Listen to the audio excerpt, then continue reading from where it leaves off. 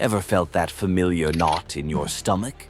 The crushing weight of deadlines, the never-ending to-do list, the existential dread of, well, just being alive in the 21st century. We've all been there.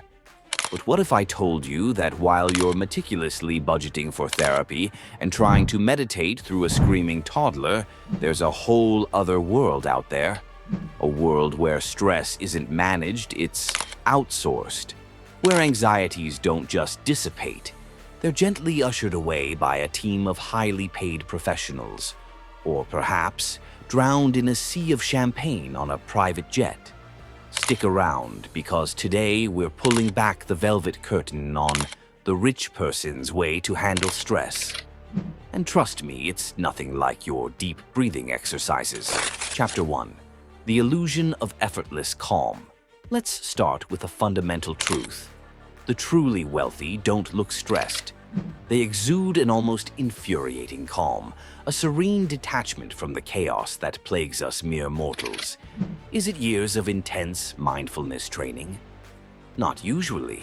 It's often the meticulous architecture of their lives, designed to absorb stress before it even touches them.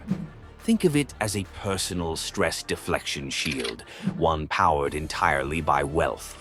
They create an ecosystem of support that makes their daily existence as smooth as silk, leaving them free to focus on the large-scale decisions or perhaps simply relax. Chapter 2. The Philosophy of Total Delegation. This is the cornerstone of the rich person's stress management. Why deal with a stressful task when someone else can?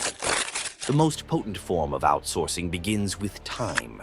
For the ultra-rich, managing an intricate calendar, filtering out distractions and ensuring they only see what absolutely requires their attention, is handled by multiple executive assistants. They don't have the mental load of remembering dentist appointments or dealing with service providers. That is someone else's job. Beyond the professional sphere, their homes are sanctuaries, not sources of stress.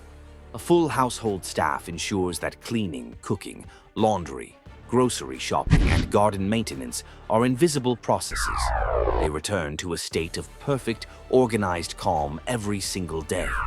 The common logistical nightmares that break the rest of us, a leaky roof, a complicated car repair, a sudden desire for an obscure, rare ingredient, are handled by a personal fixer, a concierge, or a network of specialized professionals. There are no frustrating phone calls, no long waits on hold. There are only solutions, delivered with swift, silent efficiency. Chapter 3. Wellness as a Peak Performance Project. For the wealthy, wellness isn't a hobby, it's an industry. Forget your local gym membership. We're talking about personalized, bespoke optimization. Their fitness is often managed by private performance coaches who do much more than design a workout. They manage sleep, nutrition, mindfulness, and even brain function. This often involves a team, including private chefs preparing custom meals based on complex blood work, and sleep doctors analyzing every cycle of rest. When they truly need to de-stress, they don't head to a crowded public spa. They have private sanctuaries built into their homes, or they jet off to exclusive, discreet retreats in exotic locations.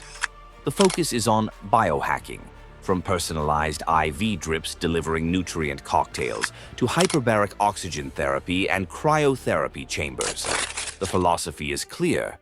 A stressed, inefficient body is a costly liability, and they invest heavily to ensure their physical and mental performance is always at its absolute peak.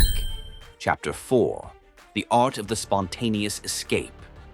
When life does become stressful, the rich have an unparalleled ability to simply leave, feeling overwhelmed by quarterly reports or endless meetings.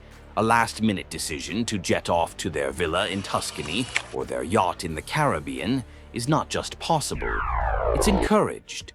The logistics of booking commercial flights, arranging pet sitters, or packing, all of it is handled.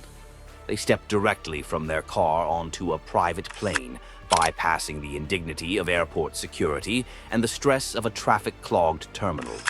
The flight itself becomes a private, peaceful environment for distressing. Beyond travel, they leverage real estate as a psychological escape route.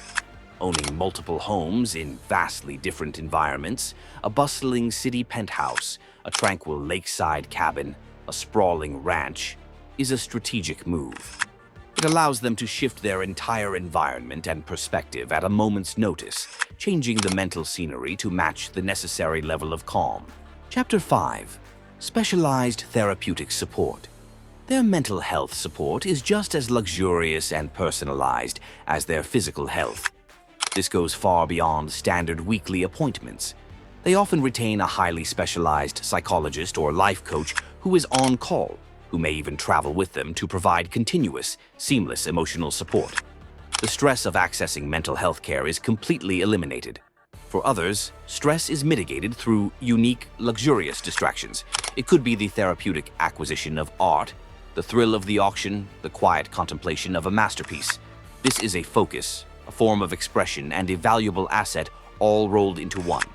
Or perhaps it involves engaging with unconventional comforts, such as collecting rare vintage cars or keeping exotic, high-maintenance pets, all while delegating the daily care to dedicated handlers.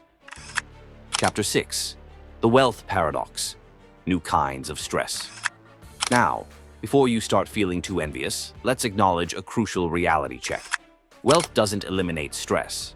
It changes the nature of it. Maintaining vast fortunes, managing complex global investments, and leading major corporations brings its own immense pressures. The stakes are astronomically high. They often grapple with profound trust issues, wondering who is a genuine friend and who is an opportunist, which can lead to deep isolation and paranoia. While they don't fret over paying the electricity bill, they may be stressed about complex tax laws, managing a multi-million-dollar legal battle, or protecting their assets from global instability. The famous paradox, more money, more problems, is real, but the key distinction remains. The wealthy face unique, high-stakes problems. Chapter 7. Practical Takeaways and Conclusion. So, what can we take away from this peek behind the gilded curtain? While most of us can't afford a personal jet, the core principle remains. Intentional design and strategic delegation are vital. The rich person's way to handle stress is fundamentally about creating a buffer, an intentional design for living that minimizes friction and maximizes well-being. We can apply this principle by strategically delegating small, annoying chores to a partner or a low-cost service if it saves your sanity. You can create your own sanctuary space at home, no matter how small, where you prioritize true, uninterrupted rest and recovery, treating it as an investment in your own performance. Their lives are a stark reminder that sometimes the best way to handle stress is to build a life where it simply has fewer opportunities to take root. What's your most outlandish dream stress management technique? Thanks for watching.